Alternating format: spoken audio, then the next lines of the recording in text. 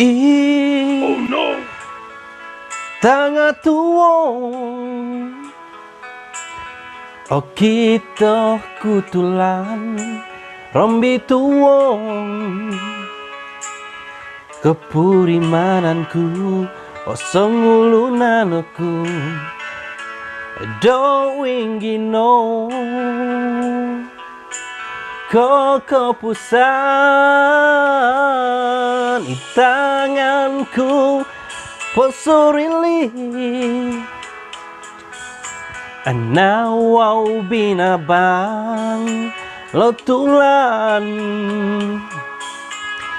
kino tu koku iso tusak.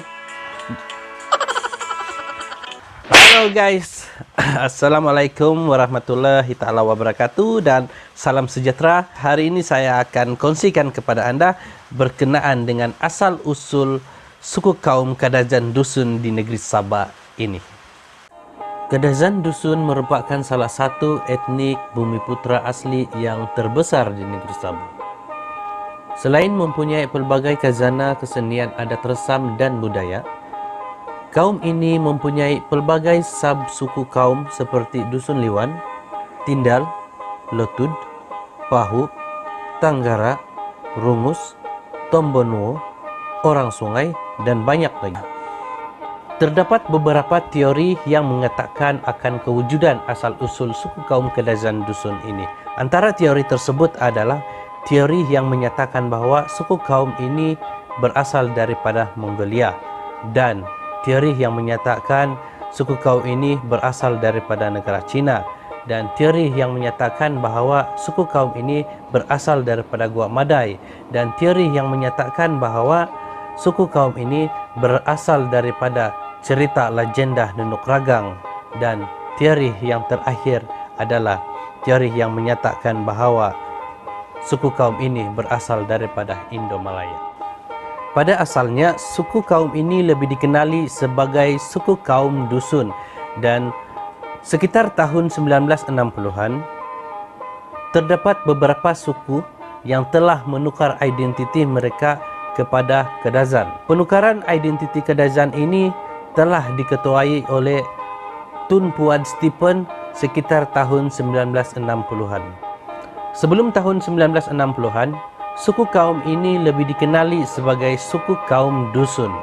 Namun, selepas adanya ideologi penukaran identiti yang diketuai oleh Tun Puad Stephen pada masa itu, terdapat beberapa suku kaum yang telah menukar identiti mereka daripada Dusun kepada Kadazan.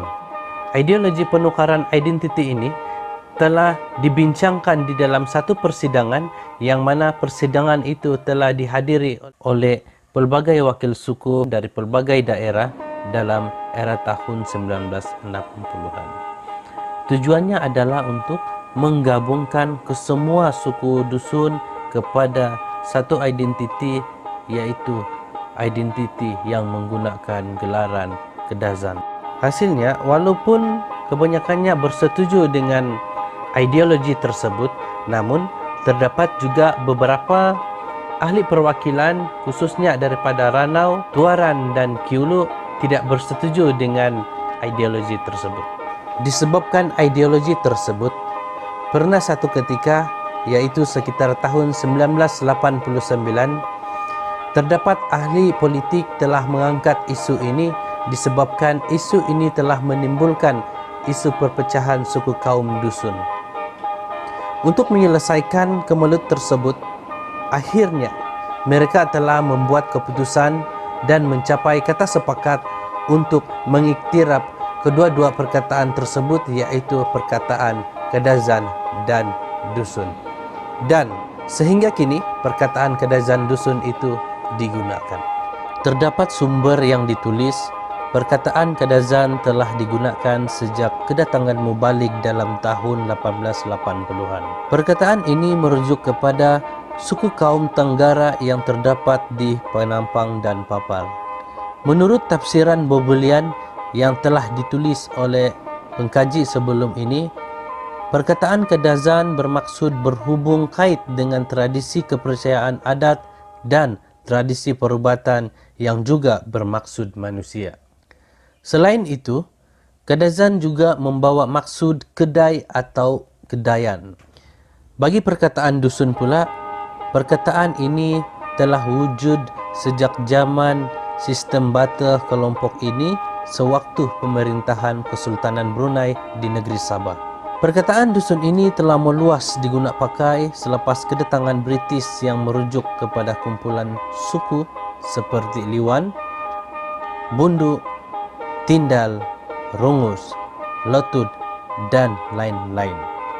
Terdapat juga sumber mengatakan perkataan dusun ini berasal dari pemimpin satu kumpulan migran orang-orang Cina iaitu Lo Sun yang tiba di negeri ini pada tahun sebelum Masihi.